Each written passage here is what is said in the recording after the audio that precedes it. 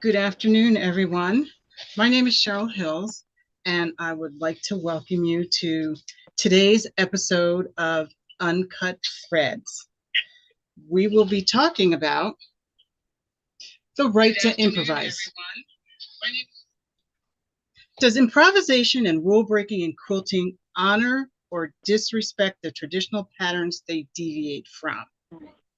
Is free-form quilting just beginner's ignorance? Or is it the highest form of artistic freedom in the craft? That will be the theme of our discussion for today. I have with me a special guest who I will introduce in just one moment. And she and I will be having a discussion about improvisation in quilting. I'd like to give you just a little bit more about me and my sewing/quilting journey. I would say that I started as a young child, probably around 8 or 9, and I learned to sew from my mother. And by the time I got to high school, she introduced me to quilting by making a quilt out of some old outfits that I had. And then I got the quilting bug, made my first quilt in high school, and it was a very traditional quilt in that it had a plain quilting pattern to it. It was just isosceles triangles. And then I stopped and I did garment sewing for a while, and now I'm back into quilting. And improvisation is just a small part of my quilting journey. So I'd like to introduce to you is what I'd like to introduce to you, who I'd like to introduce to you today is Ms. Madeline Terrell. She is a friend and avid quilter who has amassed a vast collection of all different types of quilts that she's created. So I'd like to give a few minutes for Madeline to introduce herself and tell everyone a little bit about you. So, Madeline, welcome to Uncut Threads.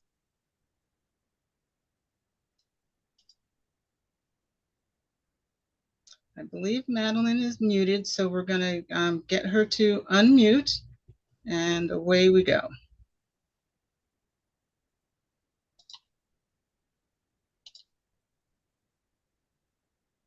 Madeline, are you with us?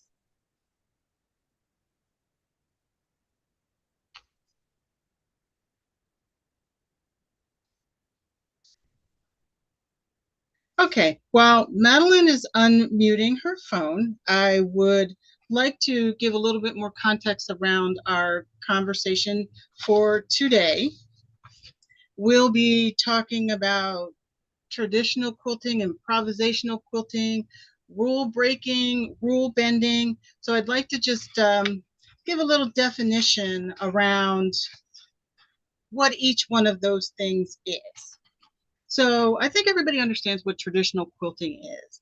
It's the practices that have been rooted in established historical patterns and techniques and conventions, and they've been passed down through generation after generation. For most of us, they're very recognizable patterns like a log cabin or a 9-patch or flying geese, or even near where I am, the Baltimore Album quilt. There's lots of repetition. Generally, there's a lot of symmetry. There's a lot of precision in the cutting and the piecing. And you've got a grid type layout with consistent style blocks. You can go back through history and see, even printed in newspapers, a block that has now, in this day and age, become a traditional quilting block that was used to make quilts generations ago. Today, we have improvisational quilting, which has taken the traditional quilt block just a little bit further. Right? So there's really no traditional pattern or block structure when you're talking about improvisational quilting. The approach is where your decisions are kind of made on the fly, off the cuff, during the process, rather than following like a set pattern or a pre-planned layout.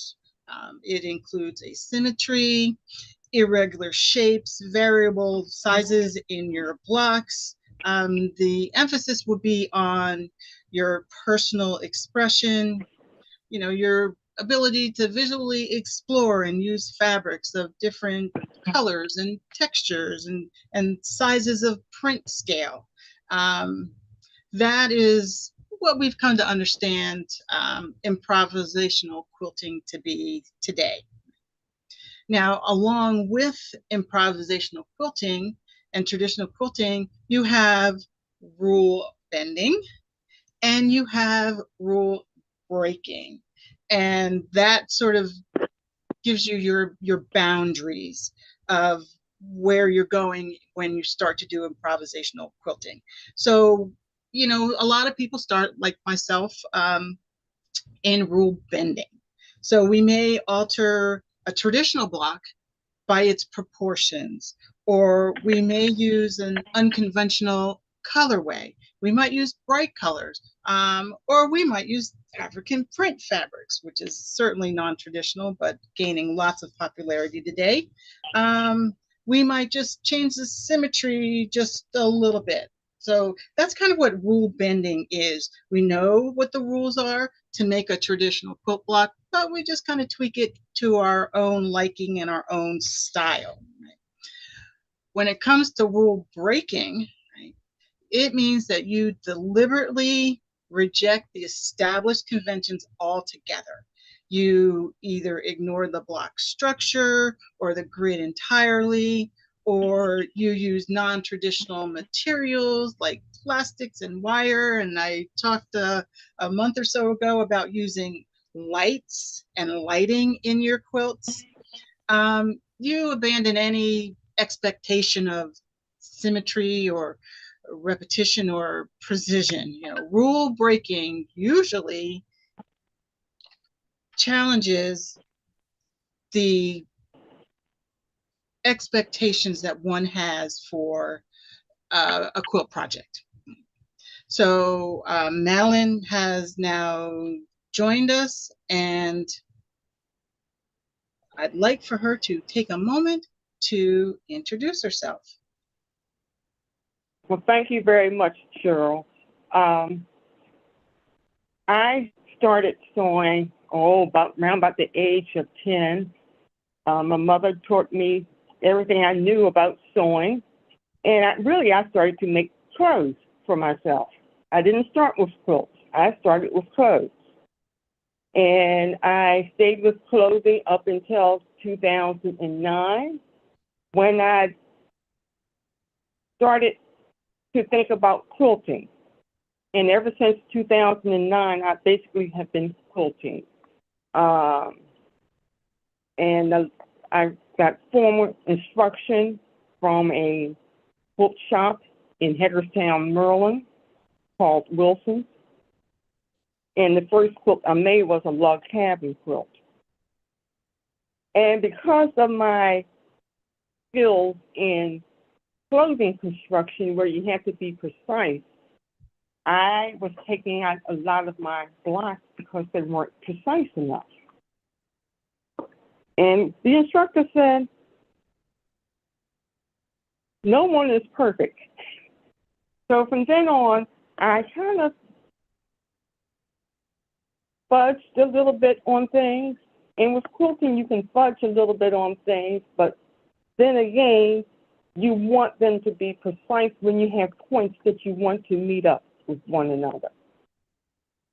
Now, when it comes to rule breaking, I don't think I break the rules much. I usually stick with the rules. If they say that you need to make a flying loose one way or flying geese pattern one way, and I look at the fabric requirements, and it's like, no, I'm not going to do it that way. I want to do it my way, where I use a little bit more fabric so I can get a precise flying geese block. So that's what I usually do. Okay. So when it comes to the rules, what did you learn first as a quilter? What was one of the first rules that you learned when you started quilting?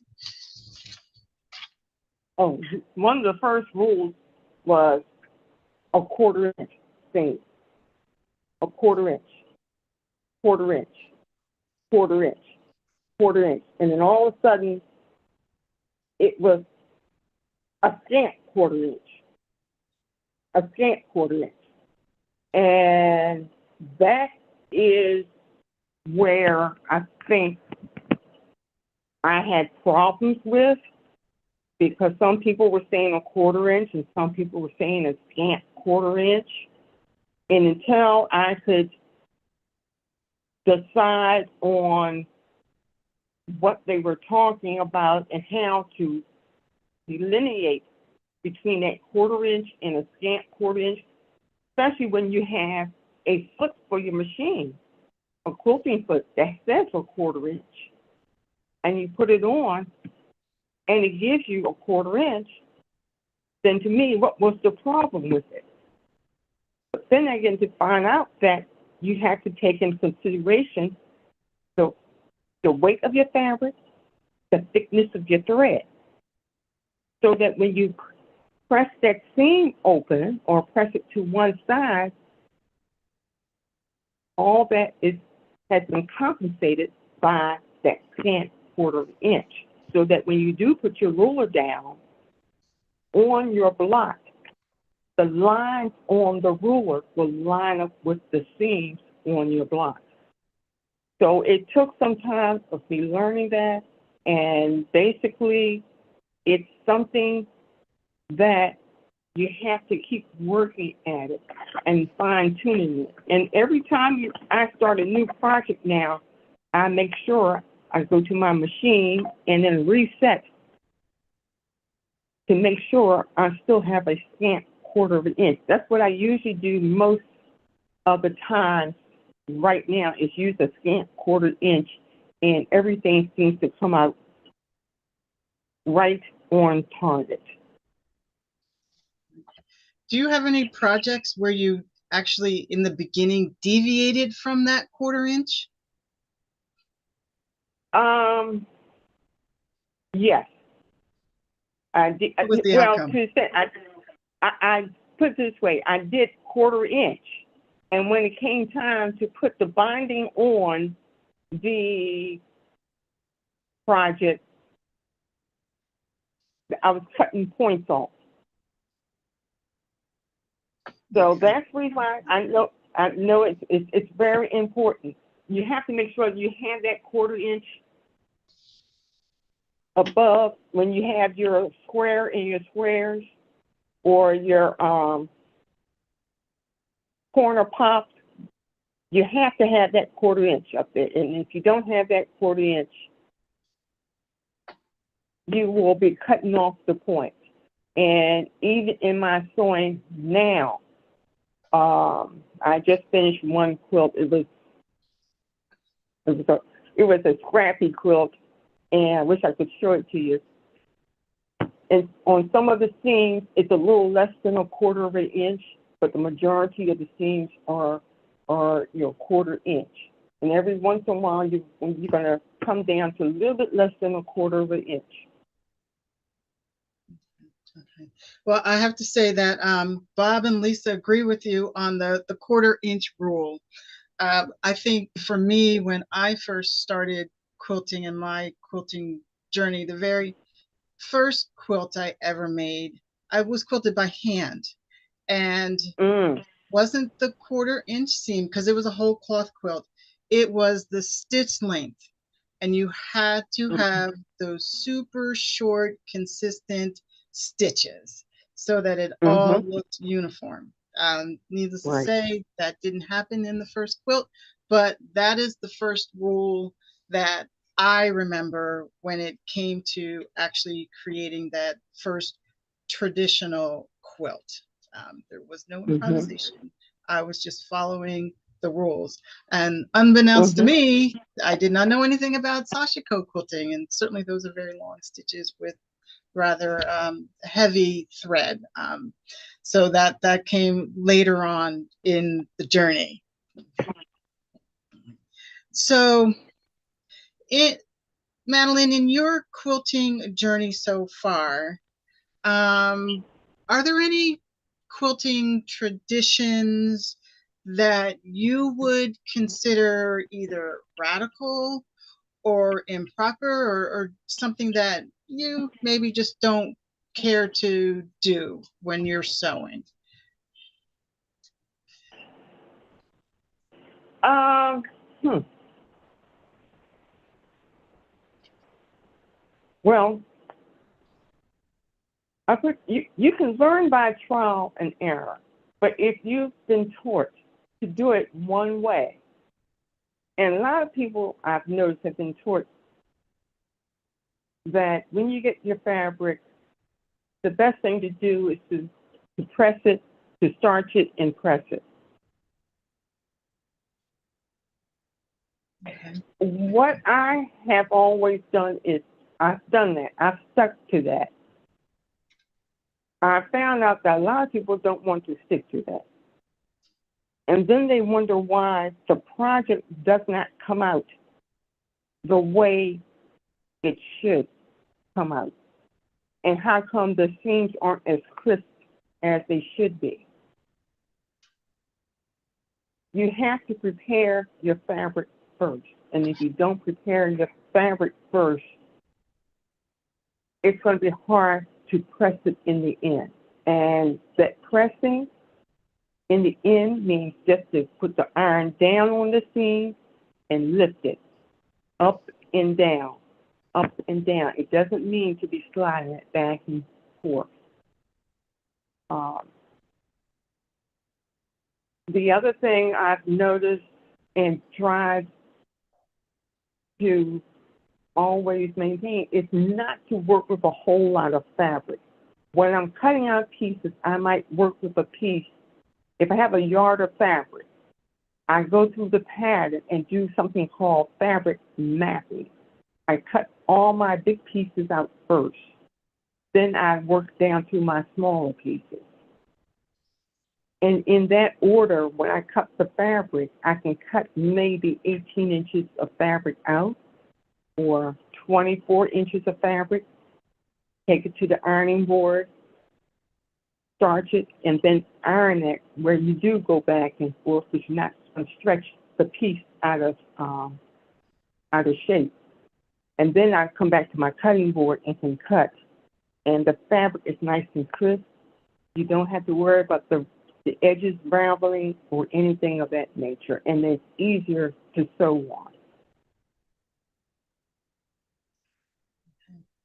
So I think for me, a traditional way of piecing that I found was sort of improper was learning to quilt and pressing those seams to the side. Pressing them to the dark was the rule. Always press to the dark. And now with some intricate and complex piecing of blocks, there are times when pressing your seams open is the best way to go. I had a hard time wrapping my head around pressing a quilt block seam open. And I really thought it was kind of crazy to do that. That was, for me, breaking a rule. Not even bending it. For me, it was breaking it. Oh, okay. Okay. So, what do you think about that? Are you a staunch press it to the dark, or do you press open at times? Okay, it depends. It really depends, and I'm beginning to find that out more and more, Cheryl. Basically, most of the times, if the directions say press it to the dark side, or they tell you which way to press it, that's the way I would do it. If they say press the seam open, I press it. If they give you the directions on how to stitch the block together and they don't tell you which way, then I will generally press it to the side, and if it's going to be real bulky, I will press the seam open. And if it's like a 4-patch, then the center, I will spin the center so it will lay nice and flat. And even in the 9 patches, I will spin the centers of some of those so it will lay flat. But you could press into one side and do it that way. If you nest the seams, then that makes it nice and neat, and it's not bulky. When you're doing a Pagello quilt, which has a lot of little, I'm going to say a lot of little pieces, but you use strip sets, and you offset your strip sets. You nest a lot of seams, and it works out great when you nest your seams. That means one seam is going to the left and the other seam is going to the right. Okay, all right. So is there a quilting rule that you were taught that you now regularly ignore and say, I'm never doing it that way ever again?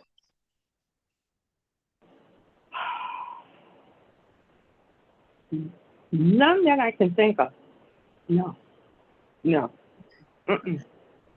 No. I think, go ahead.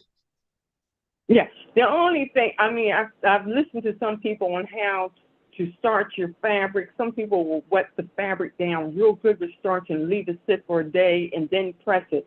I use, Mary Ellen's Best Press, and I will just spray the wrong side, turn it to the right side, and iron it. And I might do it 2 times, spraying with the Best Press, and to get my fabric not stiff, but it's semi-stiff. And I found that has worked wonders for it. I guess I usually follow the rules. I might modify them a little bit, like you say, rule bend a little bit, but basically, I guess I stick right to it. Okay. I think for me, a big picture, the rule that I now break all the time is I don't use traditional quilting fabrics anymore. My quilts tend to use predominantly African print fabrics. I just did an art portrait quilt where I actually used some glitter fabric in it. I used some other embellishments. So I am moving towards trying to do some non-traditional, maybe slightly unconventional things in my quilts. So I would say that is what I've been doing rather consistently in the last couple years, sort of moving along that quilt journey. But I have to say that I still love and enjoy traditional quilts as well. So we're going to talk a little bit about improvisation. Do you think that you've ever done any kind of improvising while you've been creating one of your quilt tops?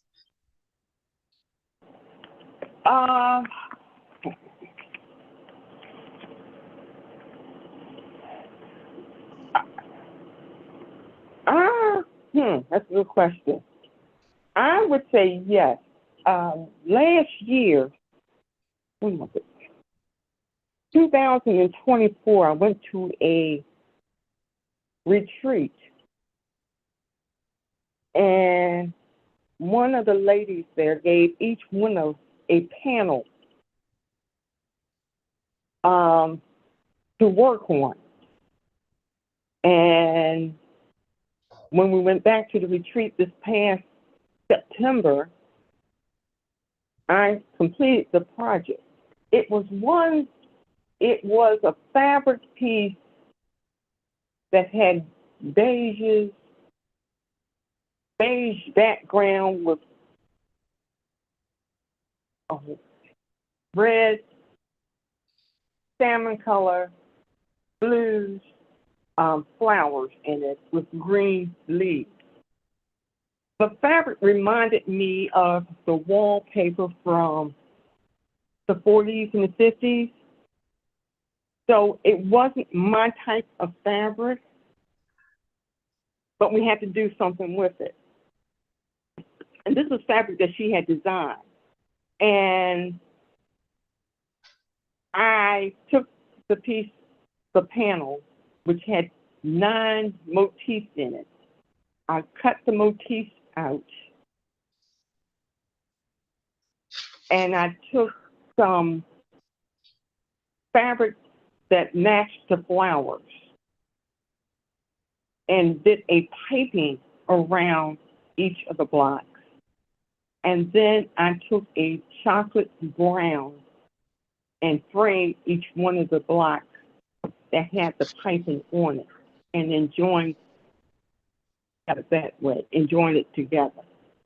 And so at the retreat this past year, I presented it to the group. And but it wasn't the easiest thing for me to do, but that I did. And without a pattern that, I had to make a pattern and decide how to work with that piece. So I hope that answers your question there, Cheryl. It does. So while you were creating that panel piece, did you feel like you were relying on your quilting skills, or do you think that it was just an avoidance of the precision that you usually use in your quilting skills to create that piece for that retreat? Oh no, I was relying on the skill for it to come out for precision. Okay, all right. So you put the two together. Yeah, I had to improvise. I did not have a pattern, so I had to decide how I was going to make it into a quilt. So I guess I drew up a pattern, and then decided, oh, that's how I'm going to handle this panel. But it took me from September of 2024 until almost August of 2025 to come up with some type of pattern for that panel. And so what else went into the thought process of creating that panel during that time? How much I did not like the fabric. Okay. And see, and the thing is, with me, if I don't like the fabric, then it's hard for me to work on it. That's understandable. So if I love the colors in it, it's like I gotta get right to it. But if it's a piece of fabric that I don't care for, then it just sits for a while, and I have to keep looking. And I put it, so I look at it constantly. Say, don't forget it, because you need to get to it and make something out of it. But when I did finally made something out of it, I was happy how it came out. And the person who had given me that panel never thought of doing it that way. Okay. So when you're given a piece of fabric that you don't particularly care for, but is representative of the person that has given that piece of fabric to you, do you think that improvising the use of that fabric could ever cross into disrespecting the fabric or creating any kind of ill will in how the fabric is used or represented? Oh, no. No, I would, if somebody gave me a piece of fabric and I didn't care for that, I would try to work it into one of my quilts. And it would go into one of the quilt lines. It could be a focal point, it could be a border, but I would try to incorporate that piece of fabric somehow into one of my quilts. And do it, especially if it's a piece of fabric. If it's a panel, it's different. And panels are different, where you could cut them up or else, and depending on how the panel is, some panels come in blocks and some come in strips, and then you can cut them apart. But a piece of fabric, you can cut that into any shape and then put it into a block or into a border. So that would work out fine. Did you ever have any fear while you were doing that project of your creation, your improvisation, how you decided to use that fabric? Did you have any fear of doing it wrong?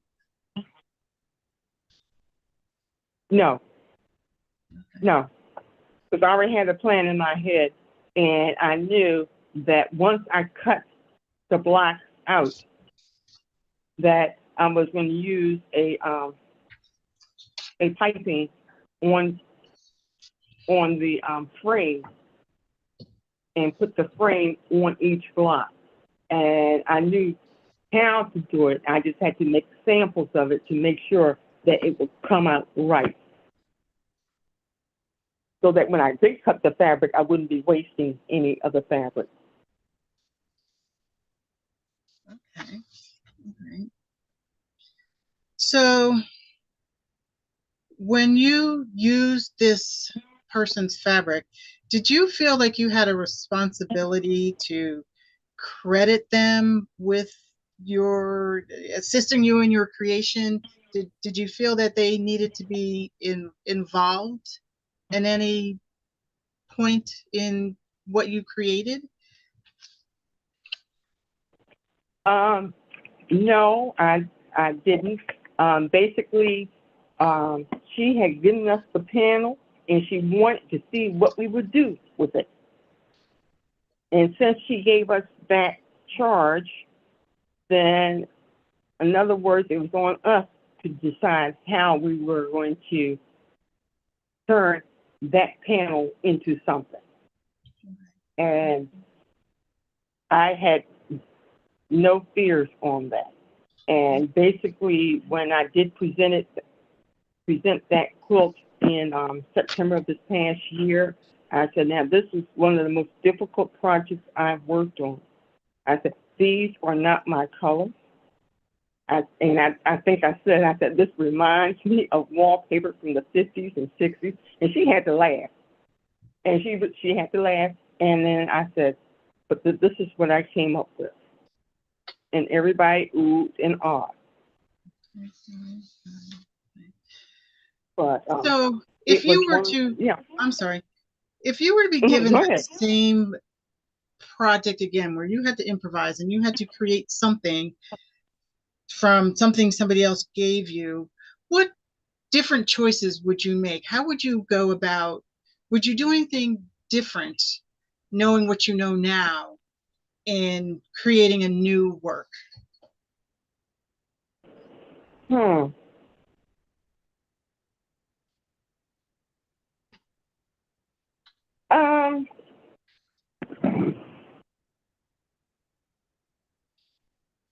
I probably would look at the various patterns I have in my collection right now and get some ideas or maybe on how to use that piece of fabric and do it that way. If it's a solid piece of fabric, it would not be a problem. If it's a panel, then with panels, there's many different ways to handle a panel.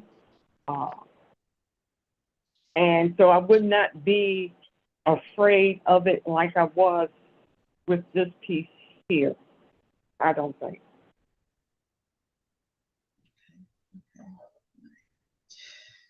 So moving on, does, in your opinion, do you think that improvisation works well with non-traditional fabrics, African print fabrics, themed fabrics, fabrics with symbols? Do you think that's a great way or a great place to start when you're starting an improvisational quilting journey?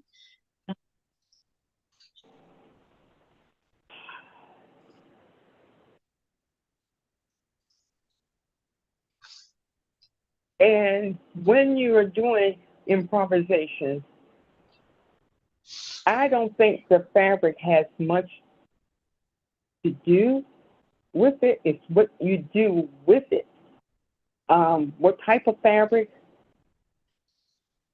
I think now, basically, uh, if you look at American Quilt Society, AQS, a lot of their quilts are, I would say, fabric painting, where there are flowers and you layer fabrics upon fabrics to get the color that you want for a flower, or that you do a an animal, a tiger, or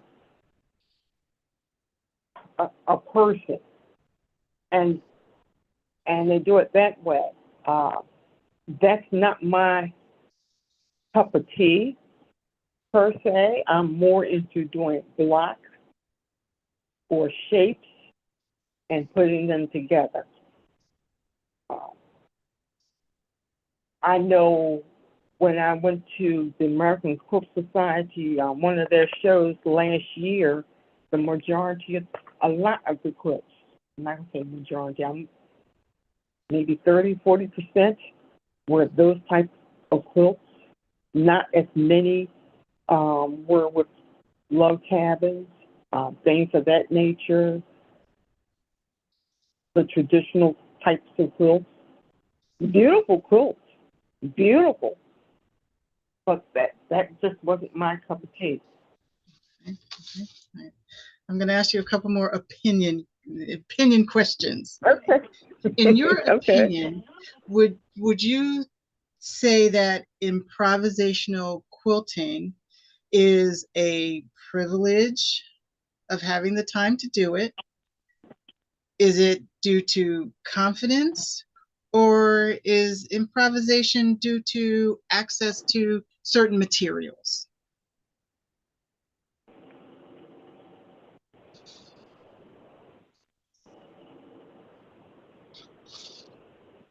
I want to say that it's due to people who are very artistic and can work with the fabric in such a way to make it look like a flower by putting the pieces together. Your pink with your orange with your red and making it into a rose. Um, they can see that. Some people cannot see doing that. I myself can see a pattern. If I see a pattern that is in a store, oh, I like that because of the colors. But to have to start from scratch and not knowing what to do, I have a problem. If I have a pattern, I'm good. If I don't, then it takes me a while to get to that point. Okay. Okay. I'm going to throw in my own commentary on that. I think that improvisation is actually, for some, a conglomeration of all those things. And I'll use two different quilters as an example. One would be the Quilters of G's band.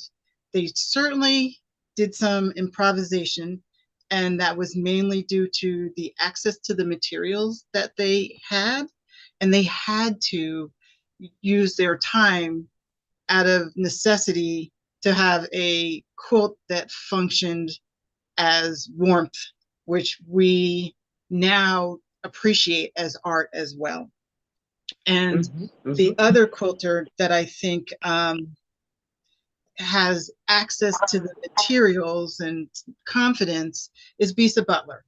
And her works are definitely improvisations of actual pictures and photographs and real life incidents, but she uses unconventional materials in lots of different ways. She's very creative.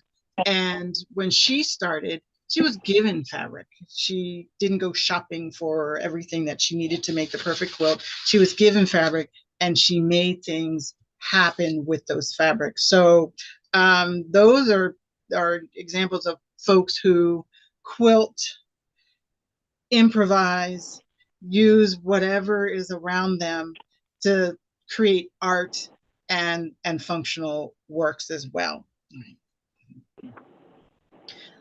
Madeline, do you have any quilters or quilt designers or quilt patterns that fall into your list of likes or favorites, or you've enjoyed seeing or working with? There's a pattern called Wing in a Prayer, and it's a company called Wing in a Prayer, and they do patterns, and it's usually either queen size or king size quilts. And there are some smaller quilts that they do, but mostly king and queen size quilts. And they do also kits. And those quilts, I kind of fell in love with working with them. The directions are easy to understand, easy to work with, and the fabric that they give you is enough for you to complete. And if you happen to make a mistake, you still have enough to work with. The other is Wilmington Boutiques have kits, and they have some very nice patterns, and I've worked with theirs. And I've worked with Judy Niemeyer, who does paper piecing, and I do a lot of paper piecing. Basically, her patterns come out of Quilt Works. The rest are the patterns you just purchase, and then you go and find the fabric that you need. And I enjoy doing that, taking the pattern that I purchased and then going to my favorite fabric shops and pulling fabric off the shelves and purchasing the fabric and then bringing it back home and get busy with it. I think that's about it. Yeah. So Judy Niemeyer produces some absolutely gorgeous patterns. Would you consider her and her style rule breaking or rule bending or any type of improvisational quilt style?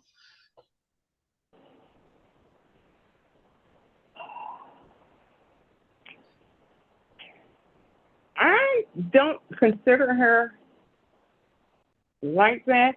I just consider it a different category. That's paper piecing, where you put the fabric on the paper and you stitch on the line, which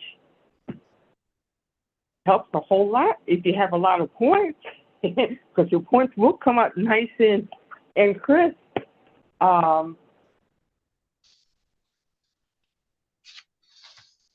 And it's Hmm.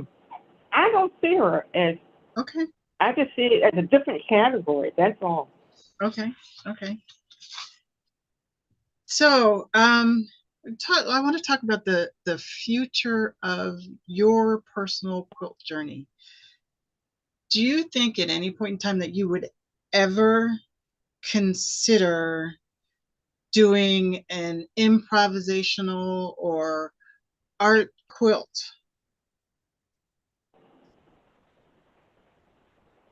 Yes. Okay. Can you describe what that quilt might look like or what you envision making in the future?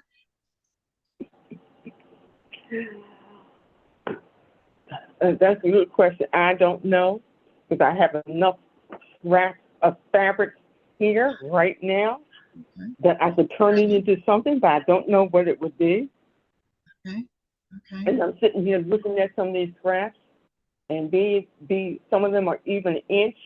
Some of them have been cut off triangles from corner pops and things of that nature. You're talking about 1.5 to 2 inches. And I will eventually do something with them. What I had not decided as of yet. Okay. And whether I do it paper piecing in order, since they're so small, I'm not sure. But it will be a challenge for me, and I sit there and look at this stuff and the things are, what am I going to turn it into? So in thinking about, Mm-hmm.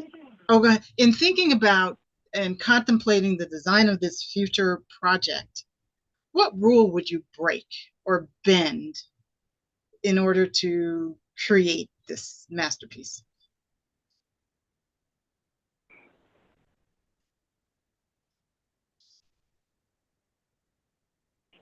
It would not be a traditional quilt. That's all I can say. It would be it might be a landscape or a bouquet of flowers. Okay. In Okay. other words, it would not be squares. It it would be whatever shape it is, and stitch it down and then stitch another piece on top or to show that little bit of color through that type of thing. Um, it wouldn't be it would be like some of the quilts that you see at American Quilt Society now in their shows. It would not be a log cabin or a quilt that has flying V corner pops or your V squares or your square and squares. Okay. All right. Would it be an art quilt or would it be a quilt that would truly be functional? You know, something you would wrap yourself up in or gift for somebody else to use as a bedspread? Oh, it would be functional. I make all my quilts functional. Yeah, you. I would let you wrap yourself up in it. Okay. So can you just sort of give I want to say, give a synopsis of your quilt journey from where you started to where you are now and where you're going or would like to go or would like to include or incorporate in your future quilting journey. Okay, my quilting journey right up until right now, basically doing queen and king size quilts, basically, and I have enough of them now that I don't need any more. And you're talking about at least about 20, maybe 20 some quilts. Um, I I am working on lap size quilts, and while working on lap size quilts, I have plenty of those also. I have a I am trying to make a decision for myself whether to do long arming or to send my quilts out. All my quilts basically right now are quilt tops. except for a few of them, which I quilted them on my regular sewing machine, which is not the easiest thing to do. And I'm trying to decide if I want to do long arming or not. I've been to several classes on long arming with Handy Quilter and a couple other name brands, and I have not decided on whether I'm really interested in doing that. And that's something I have to make a decision on, but my main focus is to keep on sewing, keep on perfecting my craft in sewing. And that's what I enjoy. Okay. Be it making, I do the quilts. I've done the by Annie with all her little bags and things of that nature. I have done travel bags, duffel bags, and I enjoy doing that. I've done purses, handbags. So just to master my craft, that's what I'm aiming for. And to also to continue to teach in that. Other than that, that's it. And that's what I enjoy. And as I'm sitting here in my sewing room, I have a sign on one of the doors down here that says "My Happy Place." I think everybody's sewing room is their happy place. And it truly is my happy place. I hear you. Well, I think that in considering the long arm, that will be another venture.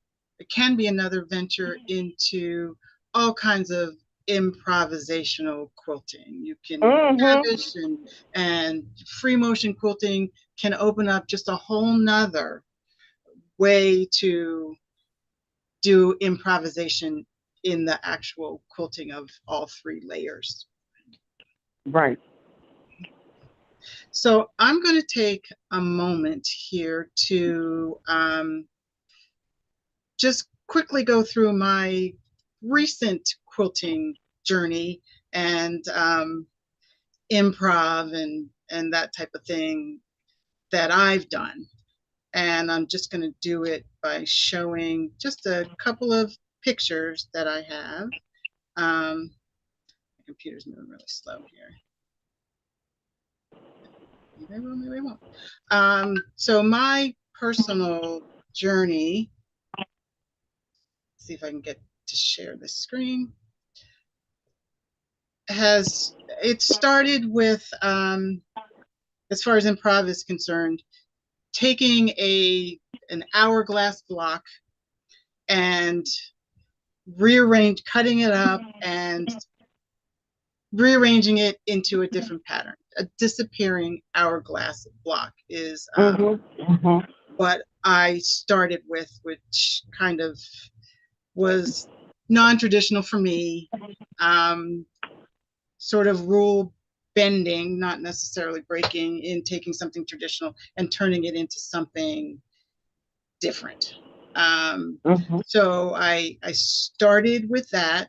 Not sure why I can't share my screen here, but it's not letting me share. So I started with a quilt that was pink and white, and then I took the hourglass and I sliced it into a 9-patch, twisted them up, rearranged them, sewed them back together, and made what ended up looking like a very traditional quilt, even though it didn't, the method that I used did not allow for it to be traditional in that sense of the word. Then I had another opportunity to do that in the 2023 Quilt Africa Tribe Block of the Month. And we did a disappearing 9-patch where we created a 9-patch block, sliced it up, twisted the blocks, or sliced it up into 4 different pieces, twisted it around, and came up with another design that looked relatively traditional, even though it had been scrambled around and looks a little different than a traditional 9-patch block. My last venture into improvisational quilting was Miriam's tribute to Carol Lyle Shaw and the improvisational challenge that she hosted last year. And I started out with a Dresden plate block and looked at it and decided that in two different colors, in blue and in green, and decided that although it looked non-traditional because I used African fabric, I used an African print, and I used an African Bazine fabric, which was sort of non-traditional for me. I decided that I would, thank you, Chen. I decided that I would. Okay, thank you, Chen, for getting my slides up for me. I'm going to backtrack just for 2 quick seconds here. This was a disappearing hourglass block, and I sliced it and diced it and turned it into the next slide, which will be this pink and white quilt. Still looks kind of traditional, but it didn't start out that way. It started out with that hourglass block. Then the next thing that I did was the quilt challenge with Miriam. Used African fabrics and Bazine in the center there. Sliced that into 4 different pieces, rotated them around, and it turned into the next block, which still has a traditional feel to it, just with a sort of improvisational little twist on how that worked. Then the next thing that I did was I took that plain old traditional Dresden plate block and started changing it around and came up with this art piece that's this blue and white, blue and green, basic circle Dresden without the points. And I decided that I was just going to start cutting swirls and curves to make this my own personal improvisational rendition of the sun. So that is my quilt journey into improvisational quilting. I have to say that it took me so far out of my comfort zone that I'm still pulling and tugging my way through creating new pieces. But I do like the fun of trying something different and working outside of the box that I normally live and quilt in.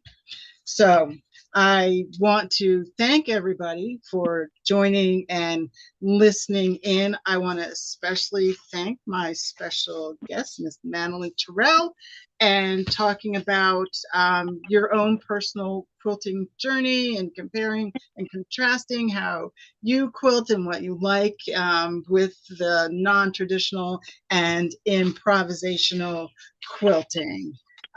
Thanks again, everyone, for joining into this episode of Uncut Threads. I hope everyone has a great rest of your day and evening, and we will see you next week with another episode of Uncut Threads with a different host. So enjoy. Thanks, everybody. Bye now. Okay, thank you. Bye-bye.